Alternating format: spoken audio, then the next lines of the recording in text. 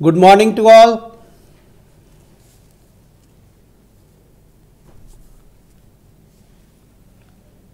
Hello, good morning.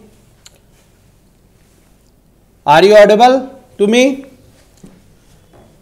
Yeah, not? Tell me.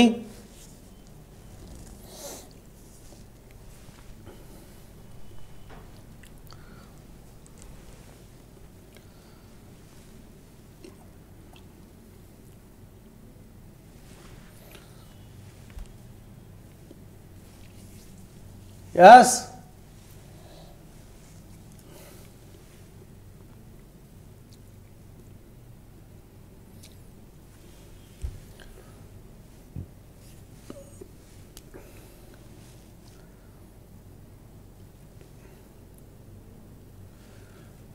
कैसे हैं आप लोग?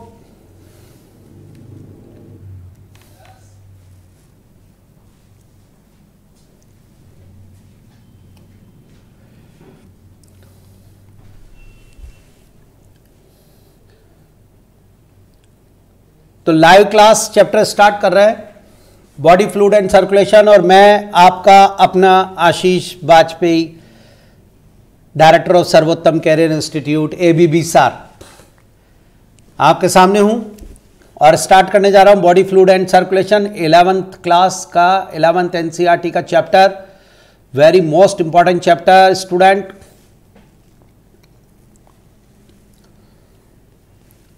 सभी हैं नहीं है मेरे साथ, आपको बहुत एक्टिव होकर पढ़ना पड़ेगा चैप्टर, मेरे साथ रेस्पॉन्स देना पड़ेगा। जो लोग लेथार्जिक हैं, जो इनएक्टिव हैं, जो कोई रेस्पॉन्स नहीं देंगे, जो बात नहीं करेंगे, वो लोग अभी छोड़ सकते हैं लाइव क्लास को, मुझे कोई प्रॉब्लम नहीं है।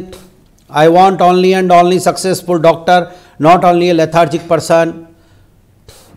हम घोड़े हैं, हम हॉर्स हैं, घोड़े जिन्हें सिर्फ दौड़ना आना चाहिए, कंडीशन कोई भी हो, डजेंट मैटर। तो स्टार्ट करने जा रहा हूँ body fluid and circulation chapter. मुझे पूरा विश्वास है कि आपको बहुत ज़ोरदार समझ में आएगा और आप मेरे साथ हैं तो कोई दिक्कत भी नहीं आएगी मुझे भी।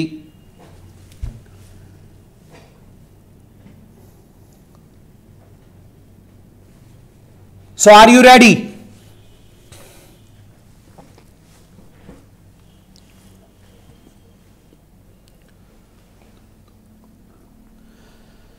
संदीप ने लिखा है, बिल्कुल सही लिखा है कि कमिटमेंट लिखते हैं तो क्लास बंद हो जाती है कुछ समय के लिए, बिल्कुल पॉज हो जाता है। इस मैटर को सॉल्व करवा रहे हैं, हो सकता है आज की क्लास नहीं, मैं नेक्स्ट क्लास तक ये हो जाए।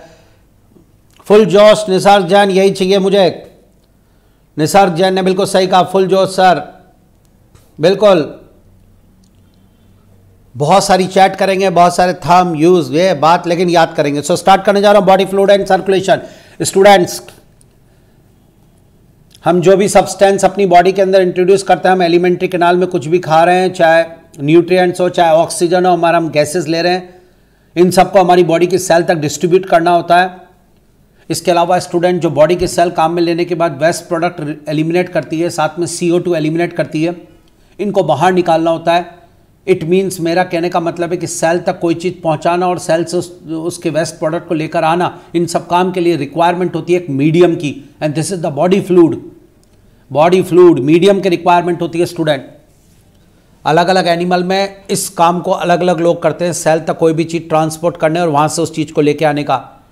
जैसे मैं अगर स्पॉन्जेस की बात करूँ, पॉरीफेरा फाइलम जिसकी मैं बात करूँ, या मैं बात करूँ सीलेंट्रेटा में, तो इस काम को वाटर करता है student. Do you know the canal system? Do you know?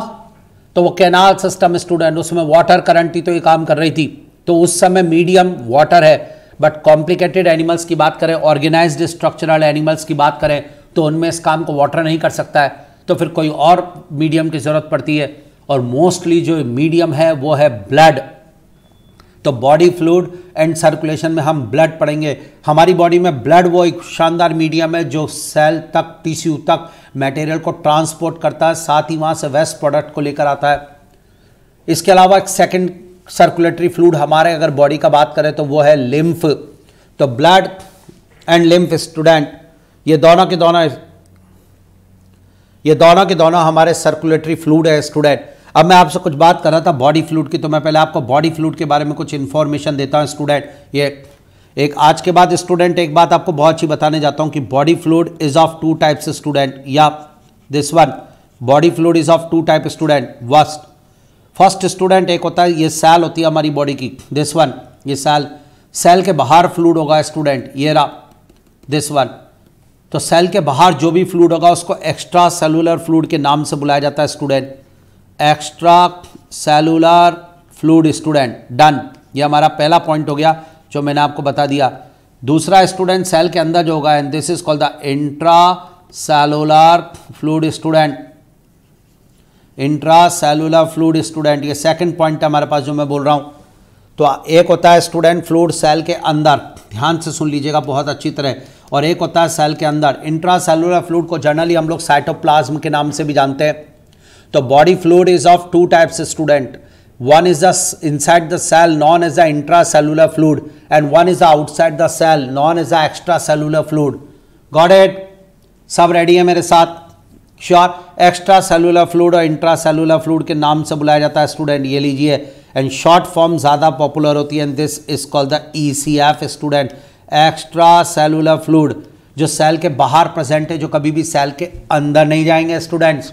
अब मैं आपको ECF के एग्जाम्पल की बात करूं तो जो हम टॉपिक पढ़ेंगे ब्लड, वो ECF का ही एग्जाम्पल है। हम बात कर रहे थे लिम्फ की, वो भी ECF का एग्जाम्पल है। सबसे बड़ा ECF का एग्जाम्पल है टिश्यू फ्लूइड स्टूडेंट, या सेल के बाहर टिश्यू फ्लूइड जो होता है वो ECF का एग्जाम्पल है। आपने कभी नाम सुना है CSF, cerebro spinal fluid? Yes, cerebro spinal fluid student, और सेरिब्रो स्पाइनल फ्लूइड स्टूडेंट जो होगा CSF, और वो CSF जो होगा वो हमारे ब्रेन में होता है स्टूडेंट, स्पाइनल कॉर्ड में होता है। ये भी एक एक्स्ट्रा सेलुलर फ्लूइड की तरह जाना जाता है। तो CSF ये हो गया। आपने अपने जॉइंट्स के ऊपर कभी नाम सुना होगा, एक फ्लूइड होता है साइनोवियल फ्लूइड स्टूडेंट, ये साइनोवियल फ्लूइड। तो synovial fluid, blood, lymph, tissue fluid, ये फ्लूइड वो फ्लूइड है जो कभी भी आपकी सेल के अंदर नहीं होंगे, present always outside the cell, so they are known as the extra cellular fluid ECF, और सेल के अंदर वाले इंट्रा सेलुलर फ्लूइड कहलाते हैं स्टूडेंट। Got it? अब स्टूडेंट एक बहुत इंपॉर्टेंट लाइन आपको बताने की इच्छा है मुझे, और वही है स्टूडेंट, द प्रिंसिपल कैटायन या ऑफ ECF स्टूडेंट। जी हाँ, इंपॉर्टेंट, मोस्ट एविडेंट जिसे हम कहते हैं स्टूडेंट, मोस्ट एविडेंट या मोस्ट या मैक्सिमम, जो अगर बोला जाए maximum cation student, cation of ECF पूछा जाए तो आज के बाद ध्यान रखना सोडियम डबल स्टार के साथ स्टूडेंट। हाँ, एक्स्ट्रा सेलुलर फ्लूइड में सबसे ज़्यादा मिलने वाला CSF फुल फॉर्म, CSF की फुल फॉर्म पूछी है, मैं लिख देता हूँ, cerebro spinal fluid nervous system में आता है, और ये रहा स्टूडेंट सेरिब्रो स्पाइनल फ्लूइड।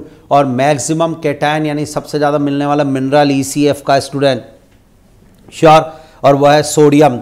उसके बाद स्टूडेंट अगर यही बात की जाए कि मैक्सिमम या प्रिंसिपल, जिसे हम कहते हैं principal cation student of ICF, जी हाँ, इंट्रा सेलुलर फ्लूइड, तो जवाब जाता है पोटेशियम डबल स्टार के साथ, पोटेशियम। जी हाँ स्टूडेंट, यही मुझे आपको बताना था, एक्सप्लेन करना था, जोरदार टॉपिक।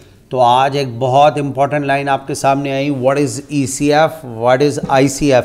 अब हम अगर बात कर रहे हैं स्टूडेंट ब्लड की, बोली कर रहे हैं, तो ब्लड टॉपिक हमें पढ़ना है स्टूडेंट। वो एक ECF है, एक्स्ट्रा सेलुलर फ्लूइड है, ब्लड सेल के अंदर नहीं होता है कभी, हमेशा सेल के बाहर होता है। तो मेरा पहला इंट्रोडक्शन पॉइंट क्लियर हुआ।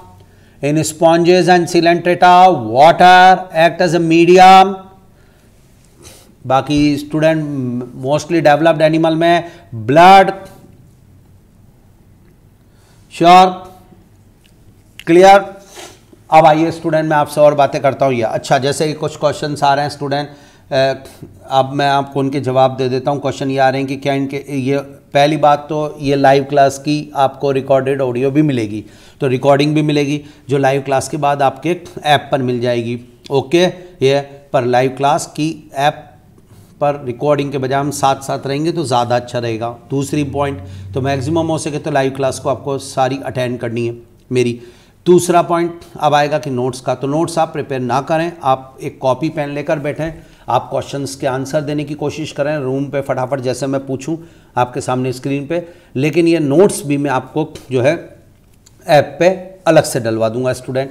तो रिकॉर्डिंग भी होगी, उसमें भी नोट्स होगा, और आपको नोट करने की ज़रूरत नहीं है, आपको मैं ऐप पे भी अलग से नोट्स दिलवा दूंगा। हर 1 या 2 क्लास के बाद आपके पास नोट्स आ जाएंगे। श्योर? तो आपके क्वेश्चंस क्लियर हो गए, और अब हम स्टार्ट कर रहे हैं पहला टॉपिक इस चैप्टर का अकॉर्डिंग टू एनसीईआरटी, ब्लड। और ब्लड एक ECF fact extra cellular fluid है स्टूडेंट। श्योर? और ब्लड एक स्पेशल कनेक्टिव टिश्यू है स्टूडेंट, जिसके अंदर जो लिक्विड पोर्शन होता है, जिसे ग्राउंड सब्सटेंस मैट्रिक्स जो होता है वो प्लाज्मा है, और उसके अंदर फॉर्म्ड एलिमेंट होते हैं। तो ब्लड के 2 पार्ट हो गए, प्लाज्मा और फॉर्म्ड एलिमेंट स्टूडेंट। यह चलिए स्टूडेंट आपको मैं कुछ पॉइंट्स बताता हूँ। कनेक्टिव टिश्यू वर्ड एक होता है, आपने एनिमल टिश्यू टॉपिक के अंदर चैप्टर के अंदर पढ़ा है। कनेक्टिव टिश्यू जो वर्ड होता है स्टूडेंट, और कनेक्टिव टिश्यू के अंदर 3 बेसिक कंपोनेंट होते हैं स्टूडेंट। एक होता है इसका मैट्रिक्स वाला portion, ground substance, liquid part जिसे कहते हैं, या उसके अंदर सेल्स होती है कनेक्टिव टिश्यू के स्टूडेंट ये, और उसके अंदर फाइबर्स होते हैं इसके अलावा स्टूडेंट, या तो ये फाइबर्स स्टूडेंट, और साथ के साथ सेल्स और मैट्रिक्स, ये मुझे आपको बताना था स्टूडेंट। ये हो गया हमारे पास कनेक्टिव टिश्यू का। तो कनेक्टिव टिश्यू के 3 बेसिक कंपोनेंट है, मैट्रिक्स, सेल्स और फाइबर्स। Got it? ये तैयार है। मान लीजिए अगर मैं कनेक्टिव टिश्यू को यहाँ आपको बताना चाहूँ तो मैं आराम से बता सकता हूँ student.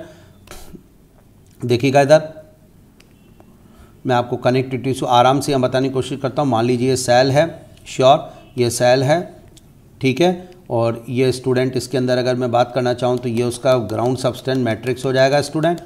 Got it? Ground substance matrix, ये लीजिए, ये हो गया, ये हमारे पास ये ग्राउंड सब्सटेंस हो गया स्टूडेंट, या ये मैट्रिक्स कहते हैं। और अगर मैं इसमें फाइबर बताना चाहूँ स्टूडेंट तो आपको मैं फाइबर भी बता सकता हूँ, कहीं कोई दिक्कत वाली बात नहीं है, आराम से इसके अंदर। और ये फाइबर हो जाएंगे स्टूडेंट, थोड़ा सा सपोर्ट चाहिए मुझे आपका। स्टार्ट, ये फाइबर हो गया स्टूडेंट, ये फाइबर हो गए। तो एक कनेक्टिव टिश्यू में ये कैरेक्टर होते हैं। अब अगर आपने कहा blood is a connective tissue, मैंने कहा बिल्कुल, तो फिर आपको ब्लड के अंदर भी बताना पड़ेगा साहब ये सब चीज़ें क्या है। बट मैं आज आपको एक इंपॉर्टेंट पॉइंट बताने जा रहा हूँ स्टूडेंट, आपको एक इंपॉर्टेंट पॉइंट बताने जा रहा हूँ कि blood is a false connective tissue student. आपने कहा वाई? तो स्टूडेंट इस क्वेश्चन का जवाब मैं आपको दे देता हूँ। ब्लड के अंदर जो मैट्रिक्स होती है वो तो उसकी प्लाज्मा है, तो ब्लड की मैट्रिक्स जो होती है वो तो प्लाज्मा मिल गया। सेल्स मतलब फॉर्म्ड एलिमेंट हो गए, ये भी मेरा काम हो गया। पर पहला इंपॉर्टेंट लाइन आई कि ब्लड में फाइबर्स एब्सेंट होते हैं। Most important line student, absent in blood, ये लाइन हमें पता होनी चाहिए। श्योर? एब्सेंट, देखिएगा student, in blood, fibres blood में नहीं होते। तो पहला पॉइंट तो ये क्लियर हुआ, जिससे हमें पता चला कि ब्लड एक फॉल्स कनेक्टिव टिश्यू है। दूसरा पॉइंट स्टूडेंट, ब्लड की जो ये जो कनेक्टिव टिश्यू की मैट्रिक्स होती है, इसका सीक्रेशन उसकी सेल्स ही करती है, और ये सेल्स डिवाइड होकर अपने नंबर भी बढ़ाती है। पर ब्लड में दोनों फीचर्स नहीं होते। ब्लड का जो प्लाज्मा होता है उससे उसकी फॉर्म्ड एलिमेंट सीक्रेट नहीं करते हैं, और ब्लड का जो फॉर्म्ड एलिमेंट होते हैं वो रेड बोन मेरो में बनते हैं, वो रेड बोन मेरो में बनते हैं, खुद के डिवीज़न से नहीं बनते। तो ये 2-3 पॉइंट्स हैं, एक्स्ट्रा बताया आपको मैंने, पर सबसे इंपॉर्टेंट लाइन। और अब आ गया ब्लड की स्टडी, हेमेटोलॉजी के नाम से जानी जाती है स्टूडेंट। ब्लड का कलर रेड है, ब्लड की पीएच 7.4, स्लाइटली एल्कलाइन होता है ब्लड। श्योर? डीऑक्सीनेटिव ब्लड और ऑक्सीनेटिव ब्लड की पीएच में थोड़ा थोड़ा फर्क होता है। आज इंपॉर्टेंट लाइन बता रहा हूँ आपको। जर्नली क्या होता है? श्योर? जर्नली इंपॉर्टेंट चीज़ बताने जा रहा हूँ स्टूडेंट आपको, बहुत इंपॉर्टेंट चीज़, और वो ये कि हम ये सोचते हैं कि स्टूडेंट की ब्लड का जो पीएच है वो स्लाइटली एल्कलाइन है। हाँ, 7.4 पीएच बिल्कुल। बट इसमें अगर डिफ्रेंशिएट करना चाहूँ तो आज मैं आपसे कहना चाहूँगा कि पीएच ऑफ आर्टीरियल ब्लड, ध्यान से देखिएगा student, pH of arterial blood, yes student, is a slightly higher than pH of venous blood। Yes student, बिल्कुल सही कहा, ध्यान से सुनना। आप कोई पूछे तो जवाब देने लायक एक इंपॉर्टेंट क्वेश्चन आज आपके लिए, किसी को भी पता नहीं होता है जनरली ये बात, मैं आपको बता रहा हूँ। सब कहते हैं ब्लड की पीएच 7.4, आप उससे बोलोगे बता डीऑक्सीनेटिव ब्लड की पीएच या वीनस ब्लड की पीएच, आर्टेरियल ब्लड की, बोलेगा 7.4। नहीं, आर्टेरियल ब्लड की पीएच थोड़ी सी ज़्यादा होती है वीनस ब्लड के कंपेयर में, बिकॉज वीनस ब्लड में CO2 होती है, और CO2 एसिडिक के कारण वीनस ब्लड एसिडिक होता है स्लाइटली। लेकिन दोनों ब्लड श्योर ये हमारे पास अच्छा ब्लड की पीएच हो गई। ब्लड का वेट जो होता है student 7 to 8% of total body weight student, body का जो वेट है उसका 7 से 8% ब्लड का वेट होता है। ठीक है, वॉल्यूम की बात करता हूँ अगर ब्लड तो मेल में 5 to 6 लीटर ब्लड होता है और फीमेल में 4 to 5 लीटर अप्रॉक्स, थोड़ा सा वॉल्यूम फीमेल में कम होता है स्टूडेंट। Got it. अब ब्लड के दो पार्ट है student, one is called the matrix plasma and one is called the formed element. तो एक एक करके दोनों पार्ट लेता हूँ। चैप्टर बहुत इंपॉर्टेंट है, बहुत कॉन्सेप्चुअल है। जब इसमें हार्ट और वो सारी मैकेनिज्म आएगी तो आपको मज़ा आ जाएगा स्टूडेंट, मेरा वादा, बहुत अच्छा समझ में आएगा। ठीक है ना। और इस चैप्टर को हमने बहुत अच्छा तैयार करना है, इसलिए कर रहा हूँ मैं, इतना आपको एक एक मैटर एक एक लाइन देना चाहूँगा, तो ध्यान से सुनना। क्लियर। अब एक बात सुनना स्टूडेंट, प्लाज्मा इज पहला पार्ट ब्लड का प्लाज्मा होता है। प्लाज्मा स्टूडेंट इसका मैट्रिक्स है, ग्राउंड सब्सटेंस है। प्लाज्मा ब्लड का 55% पोर्शन होता है और फॉर्म्ड एलिमेंट ब्लड का 45% पोर्शन होता है। जी हाँ स्टूडेंट, प्लाज्मा 55% पार्ट होता है ब्लड का। शानदार लाइन है। प्लाज्मा विस्कस फ्लूइड है स्टूडेंट, ये लीजिए। अब स्टूडेंट प्लाज्मा की अगर बात की जाए, आज आपके सामने मैं एक एक लाइन अगर क्लियर करना चाहूँ तो देखना इधर, मुझे थोड़ा सा सपोर्ट चाहिए आपका। अगर मैं आपसे कहूँ कि ये प्लाज्मा है साहब मेरे सामने, आपने कहा यस सर, तो मैंने कहा प्लाज्मा के भी अंदर भी स्टूडेंट सबसे ज़्यादा पोर्शन 90 to 92% वाटर होता है स्टूडेंट प्लाज्मा में। जी हाँ, प्लाज्मा में जो सबसे ज़्यादा चीज़ मिलती है वो वाटर है स्टूडेंट, एक इम्पॉर्टेंट लाइन। या और प्लाज्मा में स्टूडेंट सेकंड नंबर पे 6 to 8% अगर बात की जाए तो प्रोटीन होते हैं स्टूडेंट। ये बिना बात स्टूडेंट, ये डबल स्टार। तो प्लाज्मा के दो पार्ट कर दिए स्टूडेंट हमने, या 90 to 92% वाटर है, 6 to 8% स्टूडेंट प्रोटीन होता है प्लाज्मा में। ये शानदार चीज़ बता रहा हूँ आपको। क्लियर, ये है प्लाज्मा में। क्लियर। अब आइए आपके सामने और अच्छी तरह लेता हूं। तो प्लाज्मा ब्लड का ग्राउंड सब्सटेंस है।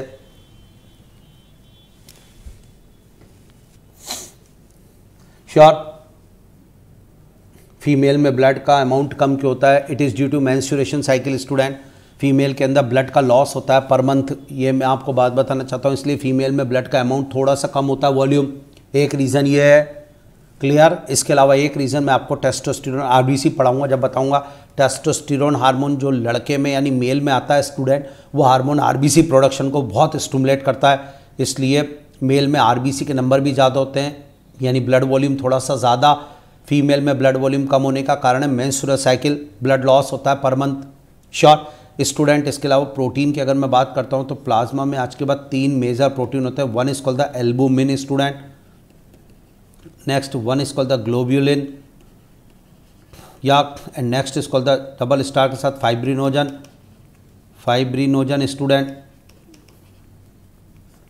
फाइब्रिनोजन। तो आज अगर हम बात करना चाहें तो हमारे सामने एक बहुत अच्छी चीज़ आ गई है, प्लाज्मा। प्लाज्मा में 3 मेजर प्रोटीन होते हैं स्टूडेंट, एल्बुमिन, ग्लोब्यूलिन, फाइब्रिनोजन। मुझे तो लग रहा है पूरा तैयार हो रहा है, कुछ भी को टॉपिक, हाँ या ना? तो स्टूडेंट ये डन हो गया। ठीक है, आइए स्टार्ट करते हैं। प्लाज्मा, प्लाज्मा में प्लाज्मा जो होता है ब्लड का 55% पोर्शन बनाएगा। प्लाज्मा में 90 to 92% वाटर होता है। इसके अलावा रिमेनिंग में प्रोटीन होते हैं 6 to 8%, और 3 मेजर प्रोटीन प्लाज्मा की ये रहे स्टूडेंट, फाइब्रिनोजन, ग्लोब्यूलिन, एल्बुमिन, ये मेजर प्लाज्मा प्रोटीन है स्टूडेंट। एनसीईआरटी की लाइन है पूरी की पूरी और हर साल पूछी जाती है, या कौन से प्लाज्मा के प्रोटीन है स्टूडेंट। डन। याद रहेगा नहीं रहेगा? क्लियर। मुझे लग रहा है पूरा समझ में आ रहा है एक एक लाइन। हाँ जी, क्लियर कि नहीं? रेस्पॉन्स तो मिले।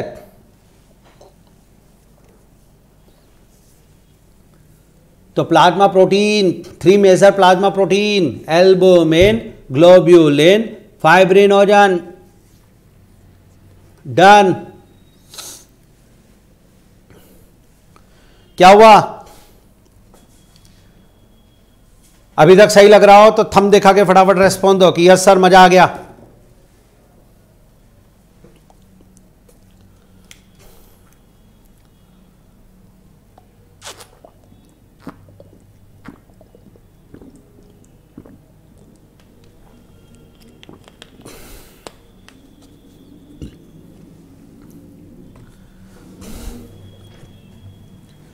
हाँ जी, कई डॉक्टर्स वो बैठे हैं जो अपनी नाक की मक्खी भी दूसरे से उड़वाना चाह रहे हैं।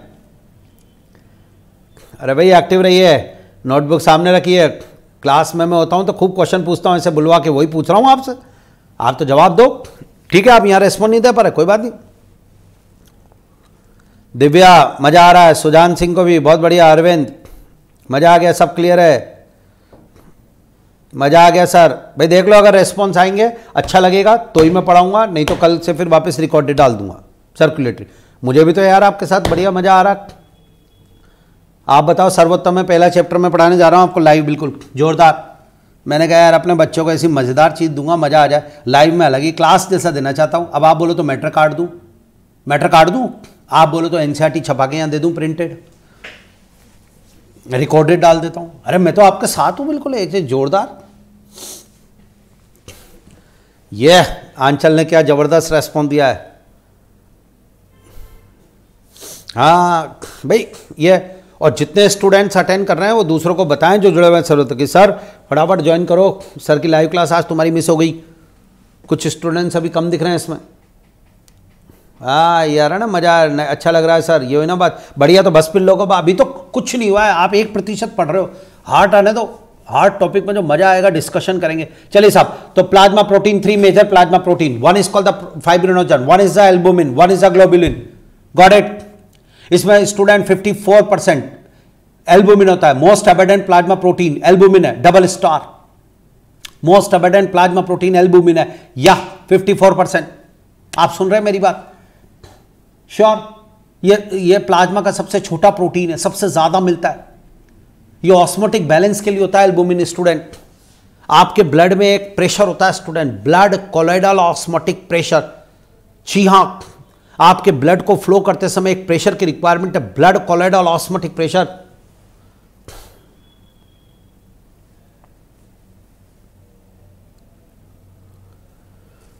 Blood colloidal osmotic pressure.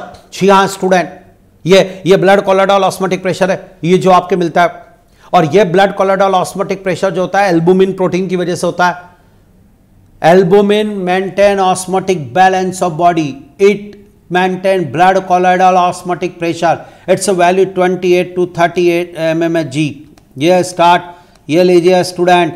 तो ब्लड कोलॉइडल ऑस्मोटिक प्रेशर जो BCOP हमारा है स्टूडेंट, जी हाँ उसी BCOP की बात कर रहा हूं मैं आपसे, वो एल्बुमिन प्रोटीन की वजह से होता है। तो एक शानदार टॉपिक पढ़ाने जा रहा हूं। पहला plasma protein albumin. Albumin maintain osmotic balance, it is smallest plasma protein, it maintain blood colloidal osmotic pressure, its value 28 to 32 mmHg। it is most abundant plasma protein लिखो स्टूडेंट, या प्लाज्मा प्रोटीन।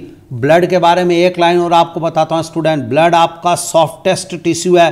शानदार, blood is the softest tissue of body, softest tissue of body, tissue of body blood है student. जोरदार point कह रहा हूं, ध्यान से सुन लें सब लोग, सॉफ्टेस्ट टिश्यू ऑफ बॉडी ये रहा। और अगर कोई आपसे बोले सर हार्डेस्ट भी बता देते जब इतना बता रहे हो, तो लो भाई हार्डेस्ट टिश्यू, जी हाँ हार्डेस्ट टिश्यू ऑफ बॉडी अगर कोई पूछ ले तो आज जवाब ये रहा student, hardest tissue of body. और वो है student bone. Softest tissue of body blood, hardest tissue of body bone, hardest substance of body. Yes, hardest substance of body अगर पूछा जाए तो क्या जवाब जाएगा? हार्डेस्ट सब्सटेंस इनेमल, दांत में जो है ये दांत वाला इनेमल। तो ये देखिए आप, ऐसे होता है स्टूडेंट लाइव क्लास में। कुछ भी पॉइंट याद आ गया, मजेदार बता रहे हैं अपने बच्चों को। क्लास में मैं ऐसे झुमाते हुए पढ़ा रहा हूँ, वही लाइव में पढ़ाऊंगा मैं तो साफ बात है। जो अटेंड नहीं कर रहा वो कोई मतलब नहीं। मैं तो ये जान के रखता हूँ, देखो स्टूडेंट मेरी एक थ्योरी है, सारी उंगलियों में चांदी की अंगूठी पहनने के बजाय एक उंगली में डायमंड की अंगूठी पहन लो, वैल्यू है। सारे बच्चे पढ़े उससे मुझे मतलब नहीं, मेरे को पता है मेरे डॉक्टर्स पढ़ रहे हैं, 10 15 20 ऐसे शानदार रैंकर्स बैठे, उनको एक एक लाइन देनी है, क्यों मैटर कम करूं। वाह, इनेमल जवाब आ गया सब। टीथ इनेमल लिखा देता हूं इसमें क्या, हार्डेस्ट सब्सटेंस, हार्डेस्ट सब्सटेंस। तो हार्डेस्ट सब्सटेंस आएगा इनेमल, इनेमल ऑफ टूथ, ये है ना बात। Hardest tissue bone. श्योर, जोरदार। आ जाओ स्टूडेंट वापस अपने टॉपिक पे। Albumin blood colloidal osmotic pressure, full form BCOP की। और यह हमारे ब्लड में प्रेशर है, ब्लड के फ्लो करने में जो प्रेशर की रिक्वायरमेंट है और उसकी वैल्यू इतनी है, और ये वैल्यू ये इस एल्बुमिन के कारण है। Well albumin amount fall then BCOP fall. आपकी बॉडी में प्रोटीन कम होएगा, एल्बुमिन प्रोटीन कम होगा तो आपका BCOP कम हो जाएगा। तो most abundant plasma protein albumin 54% होता है या 54% ऑफ टोटल प्लाज्मा प्रोटीन। या स्टूडेंट ये हुई ना बात यार, आज आपके लिए बहुत ही अल्टीमेट चीज लाया हूं। या 54% ऑफ टोटल प्लाज्मा प्रोटीन। अब बारी आती ग्लोबुलिन प्रोटीन की, सेकंड नंबर का, और ये डिफेंस मैकेनिज्म से रिलेटेड है। ये अप्रॉक्स एल्बुमिन का हाफ होता है। छिया स्टूडेंट 28% के आसपास होता है टोटल प्लाज्मा प्रोटीन का। मजा आ गया स्टूडेंट? जी हाँ, तो ये 30% करीब है ग्लोबुलिन प्रोटीन, और ये डिफेंस मैकेनिज्म से रिलेटेड है। ठीक है। और स्टूडेंट आपको सही बात बताऊं तो हमारे ब्लड में 3 टाइप्स के ग्लोबुलिन होते हैं। थोड़ा सा अच्छा ले लेते हैं, एनसीईआरटी में नहीं है या, और वह है अल्फा ग्लोबुलिन, बीटा ग्लोबुलिन और गामा ग्लोबुलिन। मुझे आपको जो बताना है स्टूडेंट कि अल्फा और बीटा ग्लोबुलिन जो है वो स्टूडेंट सब्सटेंस के ट्रांसपोर्ट में हेल्प करते हैं, आयरन के, कॉपर के, लिपिड के, स्टूडेंट फैट के। जी हाँ, अल्फा और बीटा ग्लोबुलिन जो होते हैं, और जो गामा ग्लोबुलिन होता है तीसरे नंबर का। यानी अगर हम बात करते हैं तो आज ग्लोबुलिन को अगर मैं लिखता हूं आपके सामने तो मैं कह सकता हूं globulin is of 3 type, alpha beta gamma. जी हाँ स्टूडेंट, अल्फा बीटा और gamma globulin, and gamma globulin is also known as a immunoglobulin. Student immunoglobulin, यो है ना बात, मजा आ गया स्टूडेंट। और इम्यूनोग्लोबुलिन जो होता है स्टूडेंट, आज आपको कहना चाहता हूं यही है डिफेंस मैकेनिज्म के लिए। हाँ, और अल्फा बीटा नहीं है स्टूडेंट। अल्फा बीटा ग्लोबुलिन जो होते हैं वो ट्रांसपोर्ट का काम करते हैं सब्सटेंस के। इनके बहुत सारे एग्जांपल्स हैं हमारी बॉडी में। तो इम्यूनोग्लोबुलिन जो होता है इसी को ये एंटीबॉडी प्रोड्यूस करने का एंटीबॉडीज, इसी को जनरली एंटीबॉडीज बोलते हैं। आइए स्टार्ट। तो ये लिखिए globulin protein primary involve in the defence mechanism of body. Okay, in body 3 types of globulin are present. पहली बात तो ये जो लाइन थी स्टूडेंट, आपको बताना चाहूंगा कि ये लाइन जो है ये मेरे बेटा एनसीईआरटी की है। जी डॉक्टर, एनसीईआरटी की लाइन है। और इसके बाद ये एक्स्ट्रा दे रहा हूं, in body 3 types of globulin are present, alpha globulin, beta globulin, gamma globulin. उसके बाद gamma globulin present in the form of antibodies. जी हाँ student, they are for immune response of body और they are also called immunoglobulins. Done, double star. हाँ या ना, any problem? Sure? अच्छा student, आगे और बताना चाहूंगा। श्योर। अच्छा सुनिए, आप अपने क्वेश्चंस बाद में पूछिएगा स्टूडेंट। क्वेश्चंस नहीं पूछना है, मैं जो क्वेश्चन पूछूं केवल उनके आंसर और थंब देने, इसके अलावा कोई काम नहीं चलेगा यहाँ। ठीक है, आप अपने क्वेश्चन अपनी कॉपी में लिख लें। हो सकता है उनमें से 90% क्वेश्चन अभी मेरे पढ़ाते पढ़ाते क्लियर हो जाएं। अपनी क्वेश्चन श्योर। नोट्स बनाएं क्या? नहीं, मना कर दिया है, क्योंकि नोट्स जो है स्टूडेंट मैं यहाँ दे रहा हूँ ये सारे के भी ऐप में डल जाएंगे।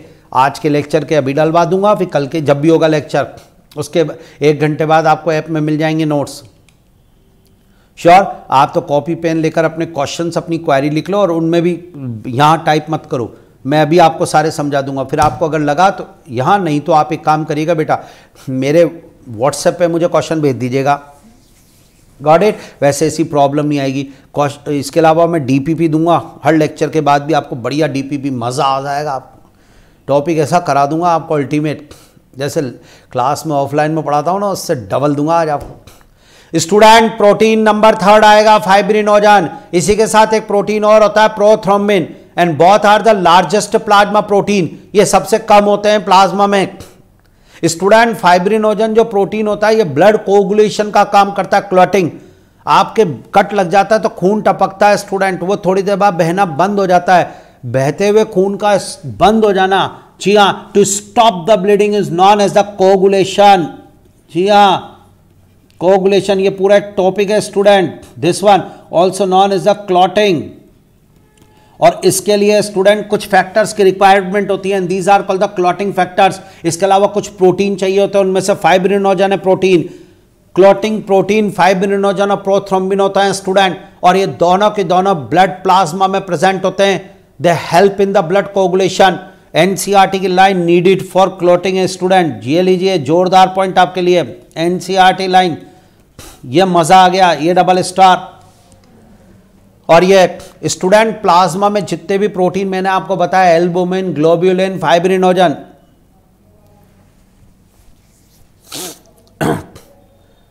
श्योर, ये स्टूडेंट ये सारे के सारे लीवर में प्रोड्यूस्ड होते हैं। All plasma proteins are produced in liver, जोरदार लाइन, डबल स्टार वाली line. All plasma protein are produced in a liver, double star student. ये इंपॉर्टेंट लाइन पढ़ाई है मैंने आपको, थोड़ा सा सपोर्ट मिल जाएगा, मुझे मजा आ जाएगा। ये देखिए student, all plasma proteins are produced in liver. Ultimate student, सिवाय गामा ग्लोबुलिन के, मैंने आपसे बोला था गामा ग्लोबुलिन स्टूडेंट, अगर इसकी बात करूंगा तो produced in lymphoid tissue, lymphoid organs student. ये लिम्फ नोड में और इनमें बनता है हमारी बॉडी के, क्योंकि ये डिफेंस मैकेनिज्म के लिए है। इसको छोड़कर बाकी सारे प्लाज्मा प्रोटीन लीवर में प्रोड्यूस्ड होते हैं। मजा आ गया स्टूडेंट। तो प्लाज्मा प्रोटीन 3 बताए, albumin, globulin, fibrinogen. Albumin for osmotic balance, globulin for defence mechanism, fibrinogen for blood coagulation. Done. Most abundant plasma protein albumin, minimum plasma protein fibrinogen, largest plasma protein fibrinogen, smallest plasma protein albumin. जोरदार, plasma protein topic done. All plasma proteins produced in liver, done. नहीं आ बोलो, समझदार तैयार। Protein के अलावा plasma में student minerals मिलते हैं, और मिनरल्स कौन कौन से? सोडियम होगा प्लाज्मा में, कैल्शियम होगा, मोस्ट अबेडेंट तो सोडियम होगा, magnesium, HCO3 minus, Cl minus, ये सब होंगे स्टूडेंट।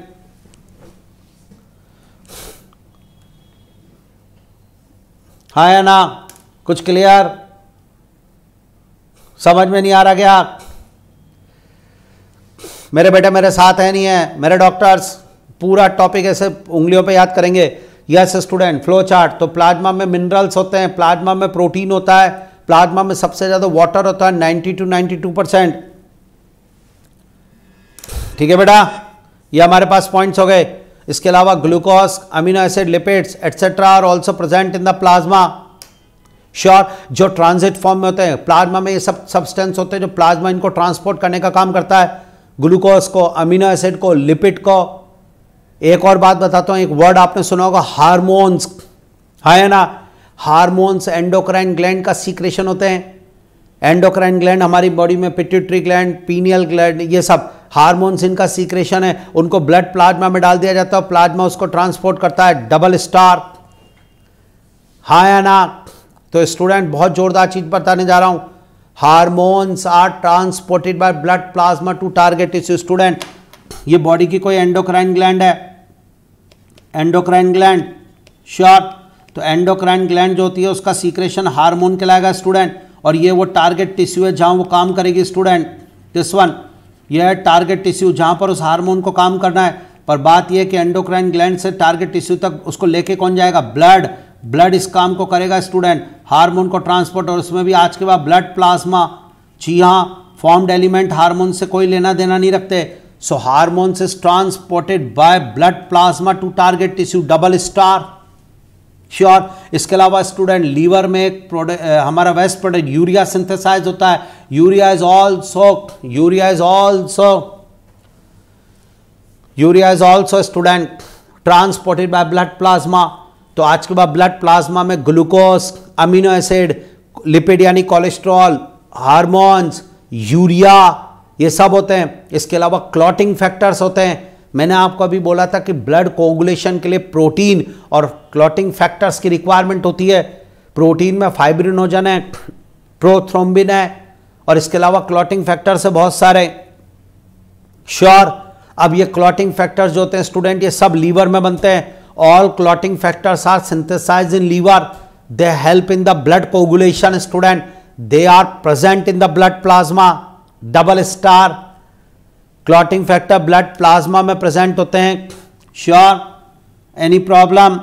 ये आ गया स्टूडेंट। फैक्टर्स फॉर कोगुलेशन और clotting of blood are known as the clotting factor. These clotting factors are produced by liver, they present in plasma in inactive form student. ये active नहीं हो सकते, जब ये एक्टिव होंगे तो ब्लड कोगुलेशन हो जाएगा, तो इनएक्टिव फॉर्म में होते हैं। दे help in the blood coagulation. Double star student, important line. एक बात बताऊं आपको, बहुत इंपॉर्टेंट चीज बता रहा हूं, बहुत इंपॉर्टेंट चीज स्टूडेंट की प्लाज्मा में से क्लॉटिंग फैक्टर्स अगर हटा दें तो without clotting factor plasma is known as the serum. Serum, या student double star, plasma without clotting factor known as the serum. NCERT की लाइन है और हर बार पूछी जाती है नीट के अंदर, बिल्कुल ऐसा परफेक्ट हो जाना चाहिए आपको। Plasma without clotting factor known as serum, and this serum can't clot student. Serum में क्लॉटिंग कैपेसिटी नहीं होती है student, this serum can't clot student. यो ही ना बात, अल्टीमेट तैयार। ये लीजिए, आज आपको बिल्कुल एक एक लाइन ऐसे पढ़ानी है, मुझे मजा आ जाए मुझे। सीरम में क्लॉटिंग कैपेसिटी नहीं है क्योंकि क्लॉटिंग के लिए क्लॉटिंग फैक्टर्स चाहिए। Serum can't clot, blood can clot, plasma can clot, plasma minus clotting factor sure is equal to serum. Done, हाँ या ना? एक स्टूडेंट लाइन मैंने आपको और बताई थी अभी, principal cation of ECF sodium, ये नीट में आया student. Principal cation of ICF potassium, double star दोनों नीट के लिए। एक्स्ट्रा सेल्यूलर फ्लूइड में सबसे ज़्यादा मिलने वाला मिनरल।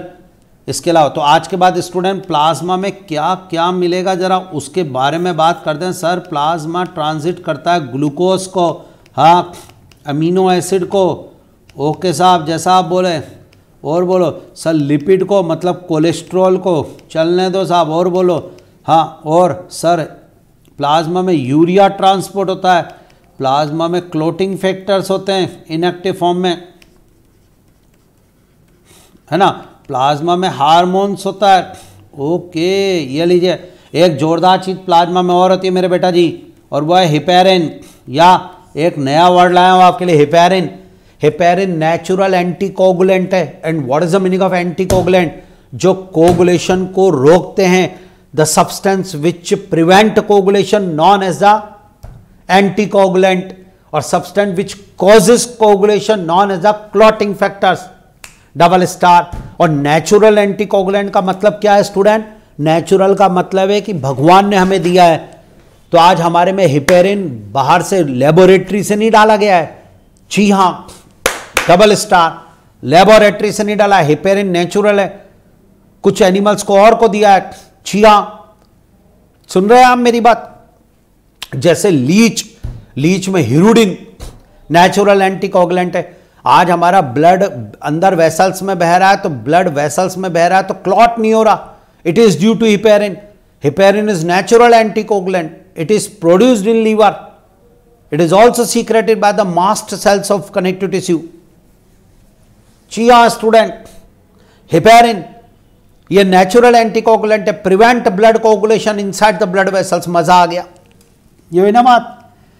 तो एक चीज और आपको पढ़ा रहा हूं, या heparin is natural anticoagulant, it is present in plasma, it prevents blood coagulation inside the blood vessels, it is mucopolysaccharide, chemical structure है इसकी mucopolysaccharide का बना हुआ है स्टूडेंट। heparin natural anticoagulant या natural anti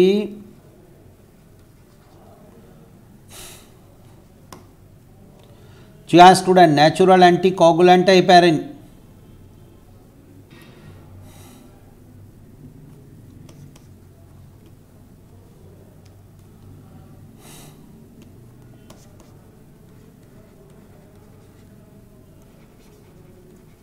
श्योर, अब आ जाओ, कोगुलेंट है ना, और नेचुरल एंटीकोगुलेंट है हिपेरिन।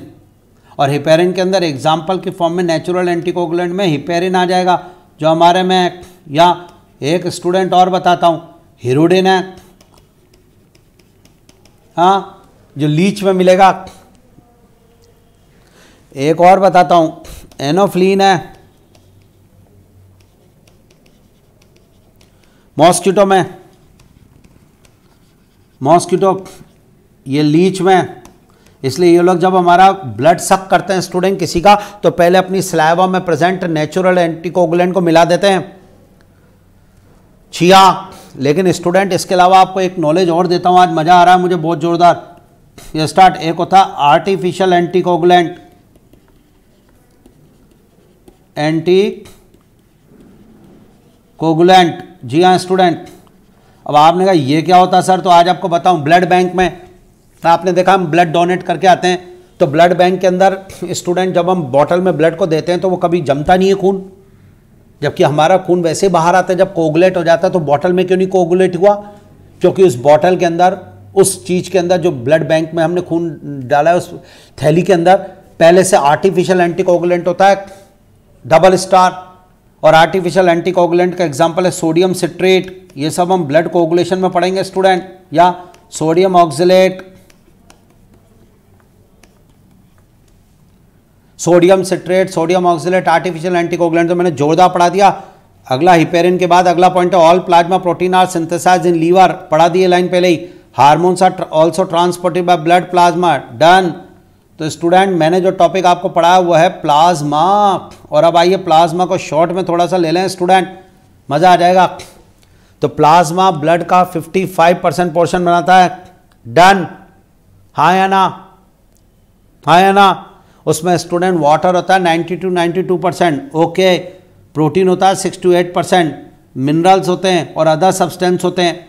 अदर सब्सटेंस में हार्मोन्स आएगा, यूरिया आएगा, ग्लूकोज आएगा, लिपिड आएगा, अमीनो एसिड आएगा, हिपेरिन आएगा, कोलेस्ट्रॉल आएगा, क्लॉटिंग फैक्टर्स आएंगे, गॉट इट। मिनरल्स में सोडियम आएगा, K+ आएगा, Cl- आएगा, HCO3- आएगा, मैग्नीशियम आएगा, कैल्शियम आएगा, हाँ या ना, sure student, done.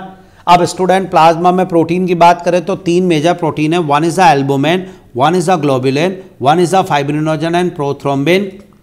Fibrinogen prothrombin blood coagulation के लिए है, एल्बुमिन डिफेंस मैकेनिज्म के लिए है, sorry globulin, albumin osmotic balance के लिए है। एल्बुमिन सबसे ज्यादा प्लाज्मा प्रोटीन है, एल्बुमिन सबसे छोटा प्लाज्मा प्रोटीन है।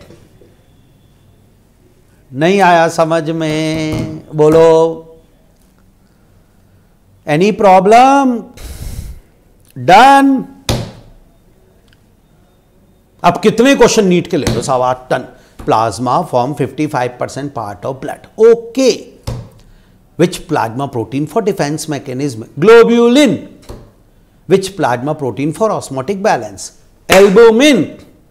Clotting factors are produced in liver. Which plasma protein for blood coagulation? Fibrinogen. Heparin is synthesized in liver. Plasma protein produced in liver. Plasma without clotting factor known as serum. Done.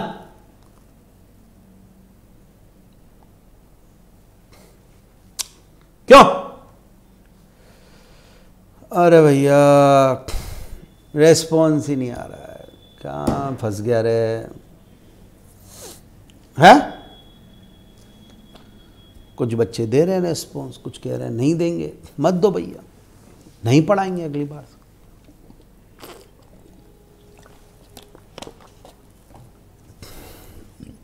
बताओ, यहां तक तैयार है तो बात करूं आगे।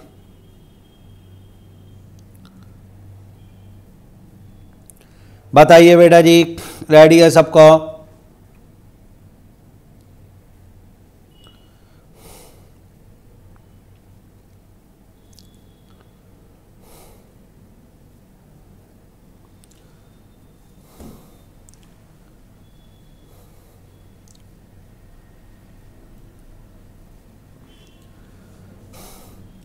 ठीक है, अब आइए हम अगले पे आ जाए। बोलो तो रेस्पेक्ट करो मेरा, फटाफट चालू करें। अब आएगा नेक्स्ट आएगा मेरे बेटा जी फॉर्म्ड एलिमेंट, और फॉर्म्ड एलिमेंट स्टार्ट करते हैं। ब्लड का 45% पोर्शन होता है सॉलिड पार्ट जिसे कहते हैं, तो ब्लड का फॉर्म्ड एलिमेंट सॉलिड पोर्शन जिसे कहते हैं 45% पोर्शन होता है, और इसमें 3 पार्ट आते हैं student. One is the erythrocyte, one is the leucocyte, one is the platelets. तो स्टूडेंट आरबीसी जिसे कहता है इरिथ्रोसाइट से स्टूडेंट, डब्ल्यूबीसी ल्यूकोसाइट के नाम से बुलाया जाता है, और प्लेटलेट्स एरा इन्हें फॉर्म्ड एलिमेंट के नाम से बुलाया जाएगा स्टूडेंट, ये आपके सामने, जो कि ब्लड का 45% पोर्शन बनाने का काम करते हैं।